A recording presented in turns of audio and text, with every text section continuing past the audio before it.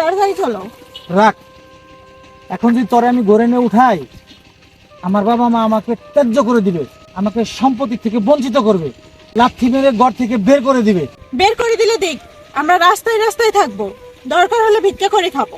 ওই ফকিন্নি, ভিক্ষা করার তোর অভ্যেস থাকতে পারে, তুই ভিক্ষা কর, আমার ভিক্ষা করার অভ্যেস নাই, আমি ভিক্ষা করতে পারবো না।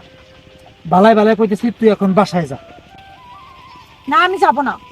আমিও ভালোই ভালোই বলতেছি, বইয়ের মনে কষ্ট দিবা না। এখন আমাকে তোমাদের বাসায় নিয়ে চলো। সোনামণি, আজকে আমাদের বাসর রাত হবে।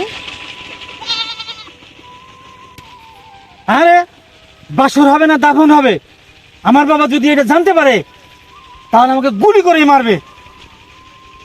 দেখো, তুমি এখন ভালাই ভালাই বাসায় চলে যাও, আমি আমার আব্বা আম্মাকে বুঝিয়ে ধুমধাম করে বড় অনুষ্ঠান করে তোমাকে উঠিয়ে নিয়ে আসবো।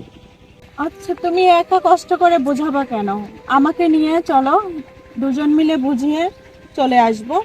এখন কিন্তু মেজাজটা গরম হইতেছে, মনে হইতেছে কি এখন তোর লাথি মাইরা উষ্টা দিয়া ফালাইয়া চলে যাবো আমি। তুমি আমারে উস্কা মারো আর লাথি মারো, আমি তোমাকে রেখে কোথাও যাব না। তুমি আমার স্বামী।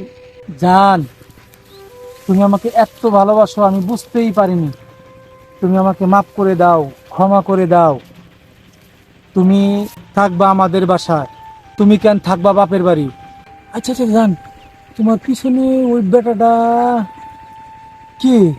দেখো তো দেখি, আসতেছে।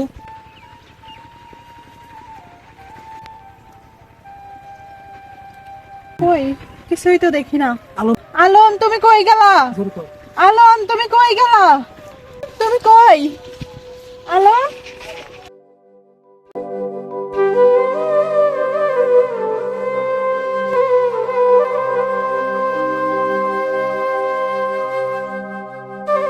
আমার কি হইলো?